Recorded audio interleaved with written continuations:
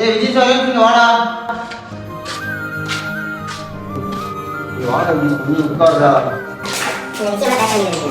கடையை பத்தி கொஞ்சம் பேசணும்டா. அதுதான் சரி கூப்பிடலான்னு கூப்பிட்டேன். கடையில 2-3 நாளா வேலை இல்லை.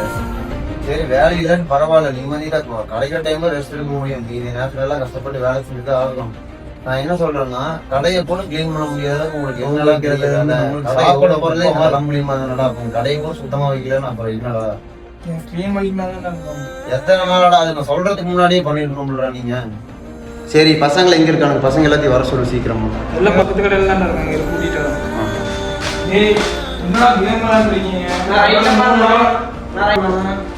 உங்களை தான் சொல்லிட்டு இருக்கேன். கூப்பிடுறது கேட்கவே இல்லையா? நம்ம இருக்கலாம் அப்புறம் கூப்பிட்டுட்டே இருக்க கேம் விளையாண்டுருக்கேன்.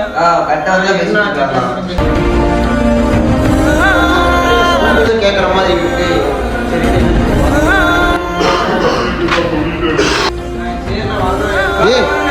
என்னடா கத்திட்டே இருக்கீங்க சின்ன பசங்க மாதிரி? எவ்வளவு நேரமா கத்திட்டு இருக்கு? கூப்பிட்டுட்டே இருக்க வர என்ன தேவை கட்டாரத்தால பேசிட்டு இருக்காரு. எட்டாவது வயசுல யாரும் இருக்கீங்க.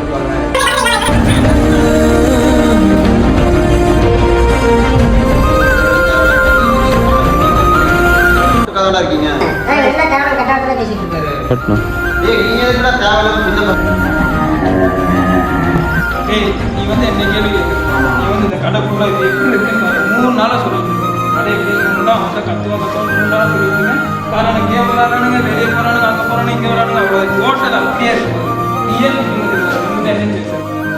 தல்றா கடையை பாக்குறா தல்றா.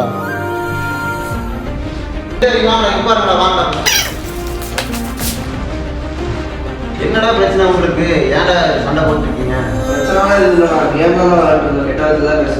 பார்த்துட்டு நம்ம கடையை நம்ம தான் சுத்தமா வச்சிருக்கணும்.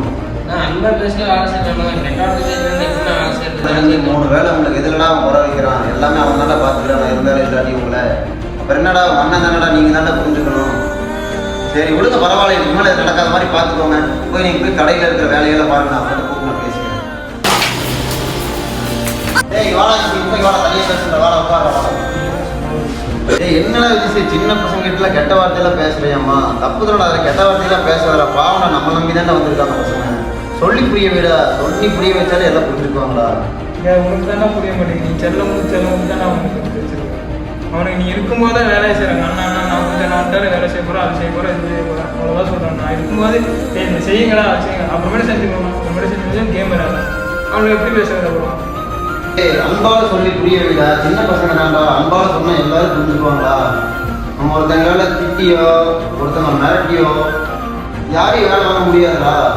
அன்பால சொல்லி புரிய விட. எல்லாரும் ஆட்டோமேட்டிக்கா அவங்க இருக்கிற வேலையை அவங்க வந்து செய்வாங்களா? இந்த தப்பு யார் மேல இருக்குன்னு யோசிச்சு பாருடா. நம்ம தானே மாற வேண்டியும். நீ அன்பால சொல்லனா அவங்களே புரிஞ்சு உங்களுக்கு ஏற்ற மாதிரி நடந்துக்குவாங்களா? அதை நீ புரிஞ்சுக்கிற இல்லையோ, இந்த வீடியோ பார்க்குறவங்க எல்லாரும் கண்டிப்பாக புரிஞ்சுக்குவாங்க நம்புறாங்க. ஏன் நீ என்கிட்ட சாரி கேட்காதா? அவங்க கிட்ட போய் சாரி கேட்கறா.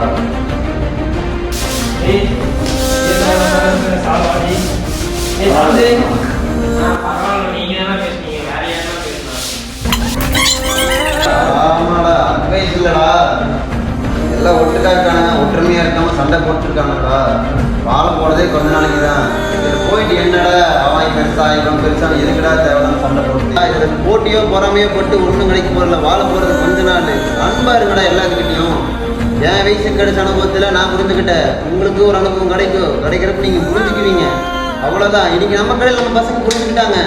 அதே மாதிரி நம்மளோட வீடியோ இன்ஸ்டாவில் வீடியோஸ் பார்க்குறவங்க, யூடியூப்பில் வீடியோ பார்க்குறவங்க எல்லாருமே புரிஞ்சுக்குவாங்க நம்புகிறேன் நான்.